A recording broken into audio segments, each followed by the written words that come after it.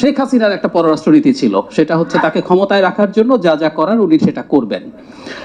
কিন্তু আমরা শুধু ভারতকে দায়ী করি। শেখ হাসিনার যে কোনো পররাষ্ট্র নীতি ছিল না। আমি দুটো উদাহরণ একটু দিতে চাই। যেমন ধরুন, সে যখনই কোনো প্রয়োজন ছিল কোনো শক্তিশালী দেশের, তার সাথেই সে আন্ডারস্ট্যান্ডিং করেছে।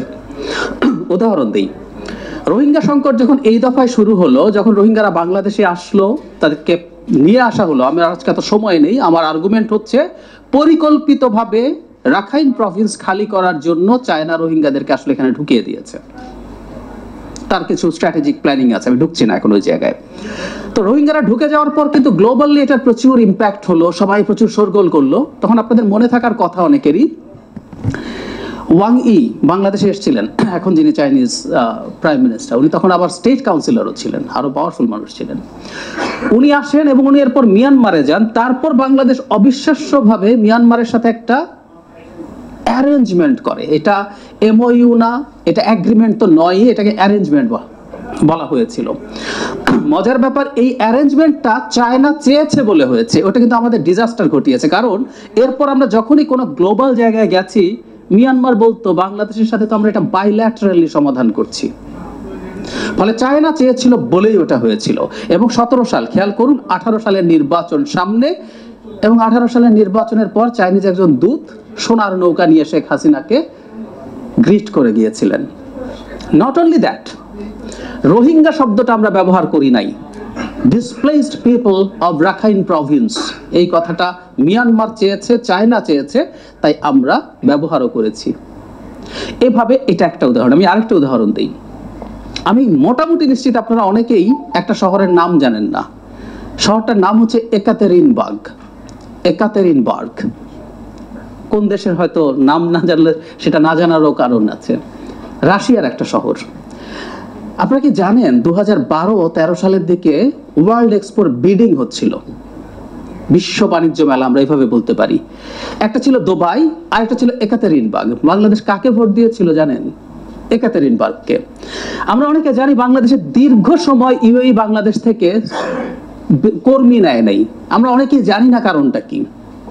কারণ হচ্ছে বাংলাদেশ ওয়ার্ল্ড এক্সপোর জন্য একাতেরিনবার্গকে ভোট দিয়েছিল। আমাদের এত জনশক্তি, মিডল ইস্টে সৌদি আরবের পর দ্বিতীয় সর্বোচ্চ ইউএইতে যায়, আমরা তাকে ভোট দেই নেই। সাল হচ্ছে 13 সাল, এবং 13 সালেই আমরা অনেকে জানি কিনা রূপপুর পারমাণবিক বিদ্যুৎ কেন্দ্রে চুক্তি হয়েছিল। লুটপাট তো আছেই, কিন্তু এই চুক্তিগুলোর আসার সাথে কেন হয়? আমার ব্যাখ্যা হচ্ছে 14 সালকে সামনে রেখে শেখ হাসিনা যখন চাপবোধ করতে শুরু করলেন, তিনি জাতিসংঘের ভেটো পাওয়ার আছে এরকম আরেকটা দেশকে তার হাতে রাখতে চাইলেন। চায়না কিন্তু খুব রিলায়েবল দেশ না। খেয়াল করেন, চায়না এখন বর্তমানে অন্যান্য দলের সাথে, যে মাহাদি ভাই আছেন, বিএনপির সাথে খুব খাতির হয়ে গেছে, জামাতের সাথে খাতির করছেন। তারা যেই ক্ষমতায় আসে বা যার প্রবাবিলিটি থাকে তারা তাদের সাথে করে। সো শেখ হাসিনা ওখানেও খাতির করেছে। সো মাই আর্গুমেন্ট ইজ, যেখানেই যে পাওয়ারফুল দেশকে দরকার ছিল সেই দেশের সাথে ডিল করেছে, এবং অনিবার্যভাবে ভারতের সাথে বেশি করেছে, হুইচ ইজ রাইট। এমনকি ভারতের সাথে এই সো কল্ড সম্পর্ক রক্ষা করার জন্য আমাদের সবচেয়ে সুটেবল ডিপসি পোর্ট হতে পারত সোনাদিয়াতে। বহু বছর সার্ভে করে এটা আমরা বের করেছি, শুধু ভারতের কারণে এটা হতে পারেনি। এটা চায়না করবে এবং চায়নার ফুটপ্রিন্ট এখানে হতে দেবে না। তার মানে এখন এটা থেকে আসি যে আমাদের এখানে বলা হচ্ছে চ্যালেঞ্জ এবং স্ট্র্যাটেজিক রিঅ্যালাইনমেন্ট। আমাদের এখন একটা মেজর চ্যালেঞ্জ তৈরি হয়েছে, সেটা হচ্ছে আমাদের আদৌ কোনো ফরেন পলিসি আছে কিনা। 15 বছর ধরে এটা গ্লোবালি পরিচিত না। আমাদের আসলে কোনো ফরেন পলিসি নাই, ছিল না, একেবারেই ছিল না। জাস্ট অ্যাডহক শেখ হাসিনার যা যা সুবিধা মনে হয়েছে। চায়না চাইছে, ঠিক আছে আমি তিস্তা দিয়ে দিলাম, পরে ইন্ডিয়া গেলাম, ইন্ডিয়া চাপ দিয়েছে না তিস্তা দেবো না, এই হচ্ছে পররাষ্ট্রনীতি। আমাদের প্রথম এবং প্রধান চ্যালেঞ্জ হচ্ছে আমরা যে একটা সভরেন স্টেট, আমাদের একটা ফরেন পলিসি আছে, এই মেসেজটা আমাদের এই অঞ্চলে এবং গ্লোবালি দেয়া। কারণ আপনি যখন একবার সরে আসেন, ফিরে যাওয়া ইজ রিয়েলি ভেরি টাফ।